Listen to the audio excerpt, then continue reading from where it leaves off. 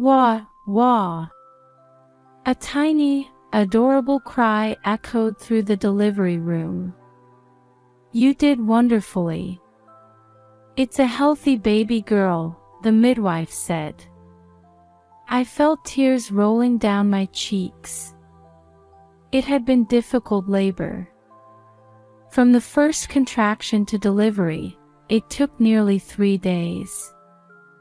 I had cried out, "I can't take it anymore," countless times, but the midwife encouraged me, saying, "You're becoming a mother.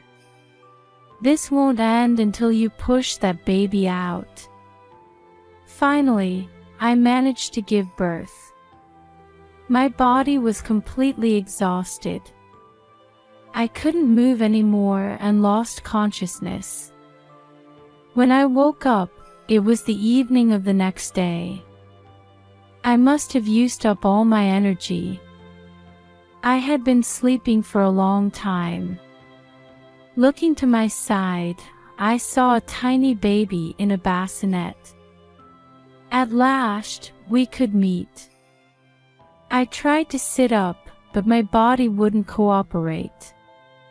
"Oh, you're awake?" my husband said. "Thank you. I think I've finally come. Is that our baby? Let me hold her." My husband gently cradled the tiny baby in his hands and placed her next to me. She was smaller than I had imagined, wrinkled and red. "It looks like you'll need to stay in the hospital a bit longer. But the baby is scheduled to be discharged tomorrow," he told me. "Really? So I'll be left alone in the hospital?" I asked. "Don't worry. Considering your condition, we're planning to stay at my parents' house for a while. My mother is there, and she's eager to take care of the baby." "I see. I'll try to get discharged as soon as possible." "It's okay. You can trust my mother. Just focus on resting and getting better." I said, "Thank you." I felt completely at ease and trusted his mother, especially since she was a nurse. However, this decision would later cause a significant change in our situation. My name is Victoria. After a long and difficult fertility treatment, I finally became pregnant at 38. When we found out, my husband and I jumped for joy. At the 6-month checkup, we learned the baby was a girl, and after considering many names, we decided on Olivia. We chose this name hoping she would become a beautiful presence who would light up everyone's path. Due to the difficult delivery and my pre-existing heart condition, I was discharged from the hospital for days after Olivia. I can't wait to see Olivia. I hurried back to my in-laws' house. As soon as I rang the doorbell, my mother-in-law greeted me, holding Olivia. "Oh, welcome back. You must be tired," she said. "Mother, thank you so much. May I hold Olivia?" I asked. "Oh, I'm sorry, I didn't realize," she replied, handing the baby to me. Something felt off. Was she lighter? She seemed lighter than when I held her in the hospital. And her face looked different. Maybe babies change so quickly that she already looked different. "Well, come on in. It's almost time for her bottle," my mother-in-law said. I brought Olivia into the living room and tried to feed her the bottle my mother-in-law had prepared. Again, I felt something was wrong. Olivia wasn't drinking much milk. In the hospital, she had been gulping it down. Why the change? "Mother, Olivia seems to be drinking differently than before," I mentioned. "Oh, you're just imagining things. This little one is still clumsy at drinking milk. You need to take your time and feed her slowly. That's how babies are. They might gulp it down right after birth, but some stop drinking altogether after about a month." My mother-in-law had experience with childbirth and was a nurse. I figured she couldn't be wrong, so I tried to push away my vague anxieties and trust her. That night, Olivia's cries were weak, and she barely drank any milk. Something was definitely off. I decided to talk to my husband about it. "Honey, I think something's wrong with Olivia. I think she might be sick. I want to take her to the doctor," I told him. He seemed flustered by my words. "There's no need for that. You're just overthinking things.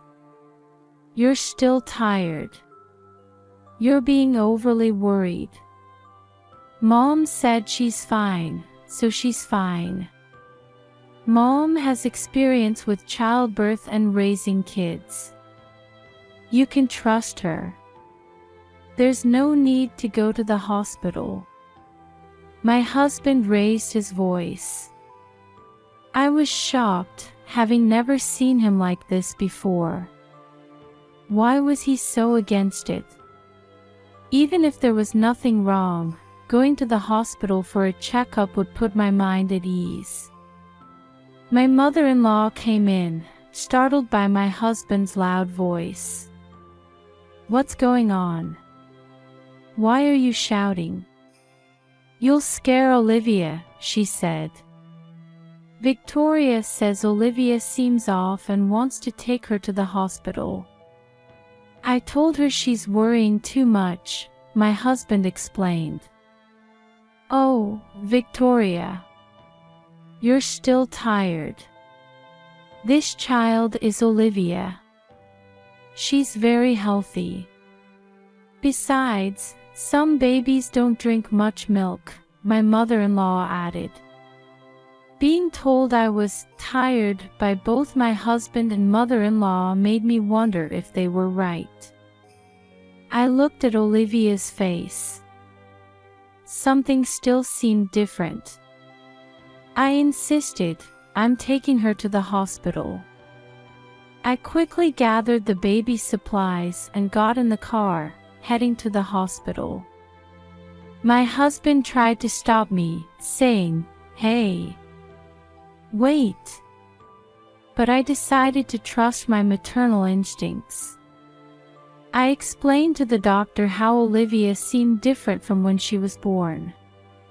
He performed a thorough examination, including palpation and visual inspection. There are some concerning points. Let's do some more detailed tests," he said, taking little Olivia away. I knew it. I was overwhelmed with anxiety. There had been no problems at the 1-month checkup, so why now? A few days later, I went back to the hospital to hear the test results. Olivia has a congenital heart condition. Without surgery, she won't live long. I recommend immediate surgery, the doctor said. My world went dark. My daughter was sick. Doctor, I don't think that's possible. There were no problems during my hospital stay after giving birth or at the 1-month checkup. Isn't this a mistake? I understand you want to believe it's a mistake, but this is the reality. I think it's best if you prepare yourself for the surgery, the doctor said, handing me the test results. As I looked at the paper, I noticed something strange. Doctor, I don't think these are Olivia's test results. Olivia's blood type should be O, but this says AB. I pointed out. The doctor looked at the paper again, confirming it said AB. My blood type is O, and my husband's is O. So Olivia can only be O, I explained. The doctor said, that is strange, and continued, but these are definitely Olivia's test results. Either your blood types are incorrect, or Olivia might have a rare blood type. We can confirm with a genetic test. It will be entirely at your expense. Would you like to proceed? It would be good to clarify before the surgery, as we'll need to do blood transfusions. I'll discuss it with my husband first, I replied. All right. Shall we admit Olivia to the hospital today? Yes, please. I returned home to get Olivia's change of clothes, feeling uneasy and confused. Something was off. Why was the blood type different? They had definitely tested it at birth. Could it be that this child wasn't mine? Is that even possible? When I got home, my husband was waiting anxiously. How did it go? He asked. Olivia has a congenital heart condition. She's been admitted to the hospital, I replied. Then I gathered my courage and asked, Honey, are you hiding something from me? About Olivia. My husband laughed, saying, What would I be hiding from you? I mustered up the courage to ask, Is that child really ours? My husband's movements froze for a moment. I didn't miss the flash of seriousness on his face. Then he started laughing again. What are you talking about? Have you been watching too many dramas? If she's not our child, whose child would she be? I guess you're right, but... Don't say such foolish things. I continued, but Olivia's blood type came back as AB in this recent test. You and I are both O. And when she was born, we were told Olivia's blood type was O, remember? My husband's mood gradually worsened. Then he burst out angrily, That's enough. Could Olivia have a rare blood type? Do you dislike Olivia that much? Seeing my husband's anger, I decided to go ahead with the genetic test. I returned to the hospital with Olivia's belongings. Olivia was sleeping peacefully. I stared at her face. Who is this child? If she's not mine, whose child is she? On the other hand, after spending several months together, I had grown attached to Olivia, and part of me was hoping, please be my child. I had already become this child's mother. The genetic test was over quickly, and the results came surprisingly fast. I had asked the doctor to let me hear the results alone. Somehow, I felt that if my husband or mother-in-law were there, they might interfere or try to hide something. The genetic test results show that this child is not your biological daughter, the doctor said. I felt the world go dark around me. I couldn't speak. Then the doctor continued, however, you're not completely unrelated. You're probably relatives, perhaps cousins. Relatives. I pictured the faces of my relatives one by one. Then my thoughts suddenly stopped. My sister-in-law.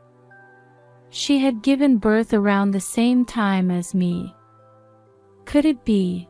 But why would they need to do such a thing? It was the only explanation I could think of. My mind was in chaos.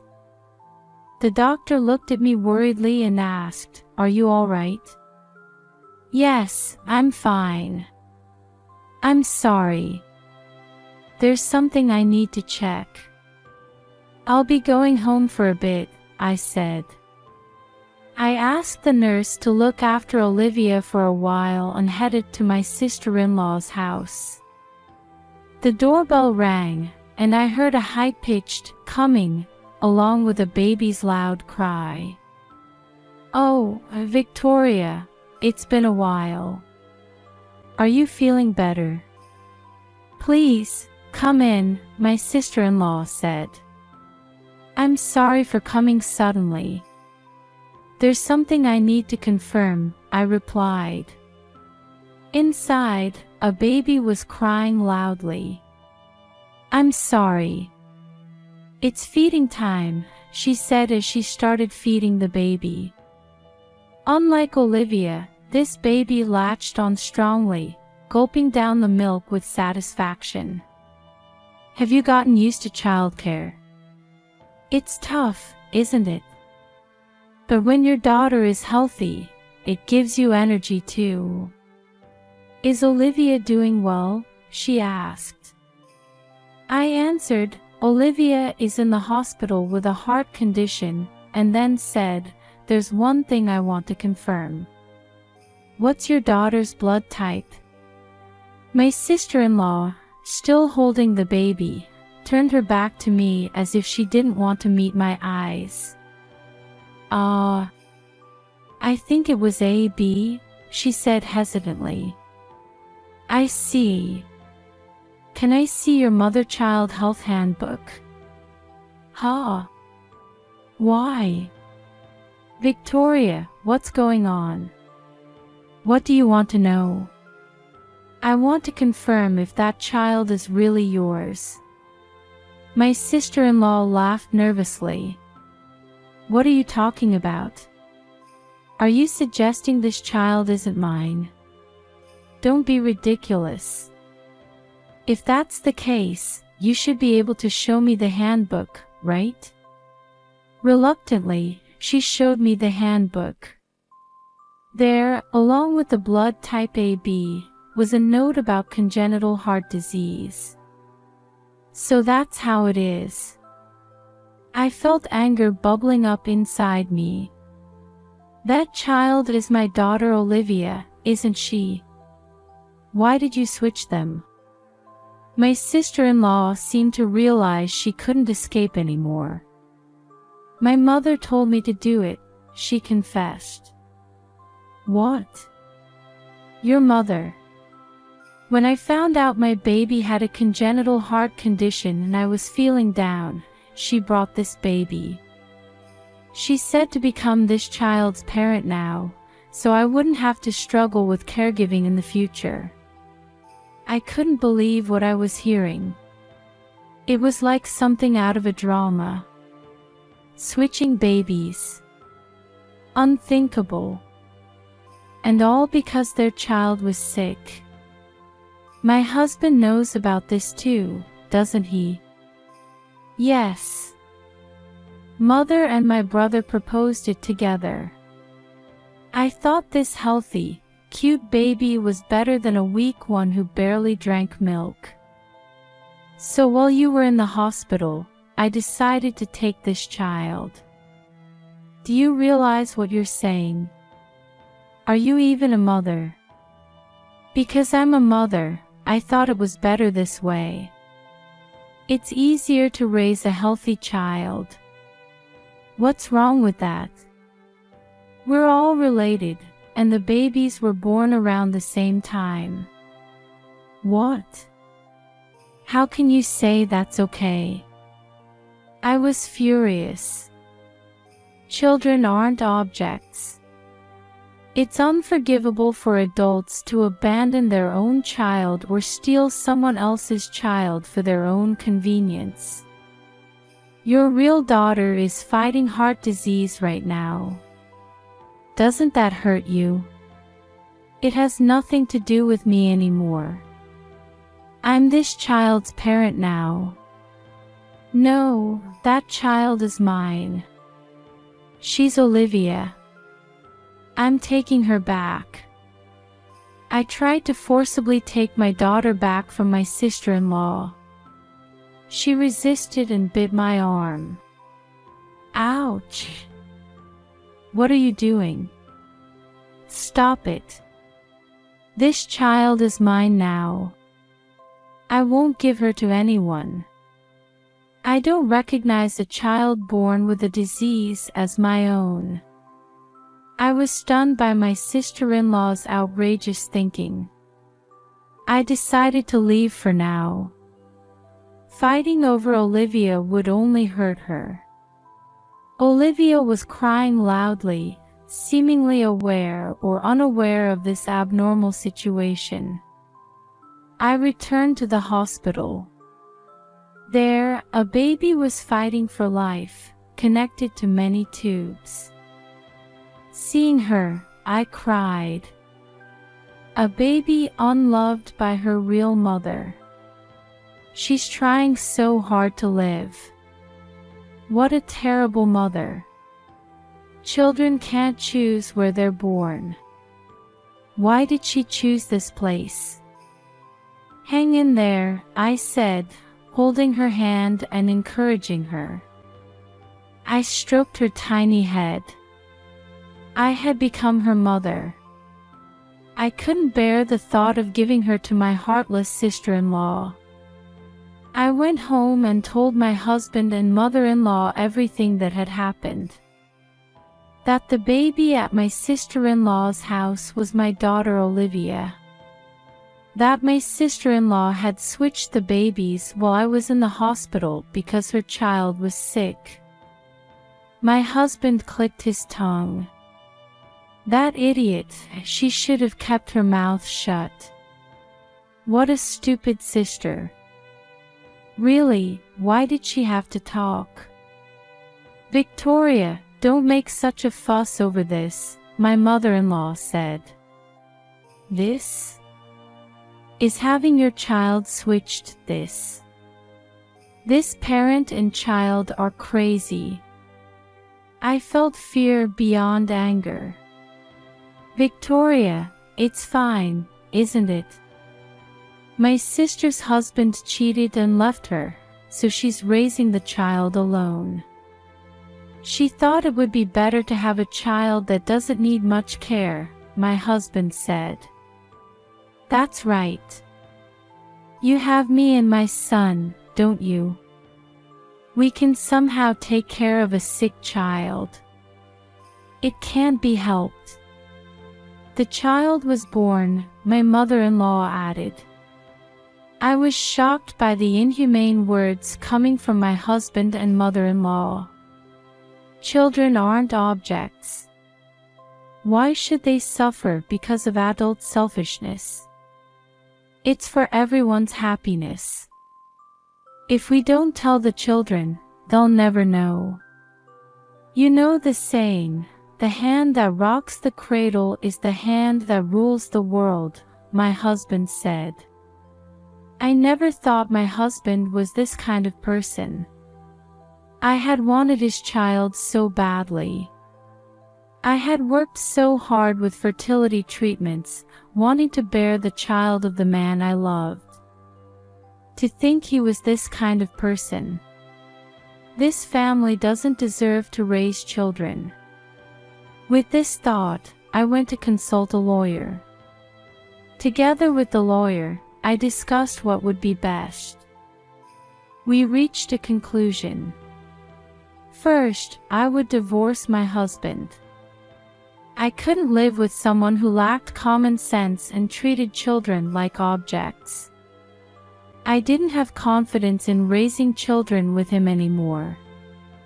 Second, I would get my daughter back from my sister-in-law. She was undoubtedly my daughter, Olivia. I would never let her go. And one more thing. The baby is fighting in the hospital. Her surgery date was approaching. I visited the hospital every day and spent time with her. I was very worried about her and prayed for the success of her surgery every day. As if my prayers were answered, the surgery was a great success. I cried tears of joy. And then I made a decision. I will raise this child. With the lawyer's advice, I decided to adopt this child. For this, I needed my spouse's consent if I had one. So I proceeded with the divorce first. When presented with the divorce, my husband was surprised, asking, why? But considering what he had done, he must have thought he would lose in court no matter how he resisted. He signed the divorce papers more easily than I expected. My sister-in-law had grown attached to Olivia and cried out, "She's my child." But my lawyer skillfully used the law to counter her claims, and my real daughter returned to me. I named the daughter fighting illness Olivia. Together with her, I waited and prayed for her recovery. "Olivia, did you both remember your lunch boxes?" I called out. "We've got them," Olivia replied. "Olivia, you forgot your water bottle." "Oh, you're right. Mom, we're off. Have a good day. Be careful." 6 years have passed since then. Olivia's post-surgery progress has been excellent. She's grown up healthy, and although she's a bit small for her age, she's become very strong. Olivia worries about Olivia's health, carrying heavy bags for her and matching her walking pace. The two have become very close sisters. To everyone around us, they look like twins.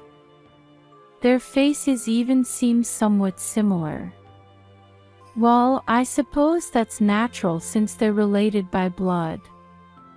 As for my ex-husband, I hear he's living with his sister and mother at their family home. Rumors say he remarried, but apparently, he insists he doesn't want any more children. I heard his new wife, who wanted children, served him divorce papers and left. I suppose Olivia was truly a beloved daughter to him. However, he made a terrible mistake as a human being. Because of that, he's no longer allowed to see his own child. He brought this on himself. I absolutely won't allow my ex-husband, his mother, or his sister to have any contact with my children. I made sure to discuss this point with my lawyer, and we exchanged a written agreement when we divorced. I'm busy with work and housework for the sake of my 2 daughters, but their smiles are my greatest source of strength. Now, I truly feel grateful that they accepted me. Both of them are my precious daughters. They're as dear to me as my own life. I look forward to the 3 of us, all women, continuing to live happily together.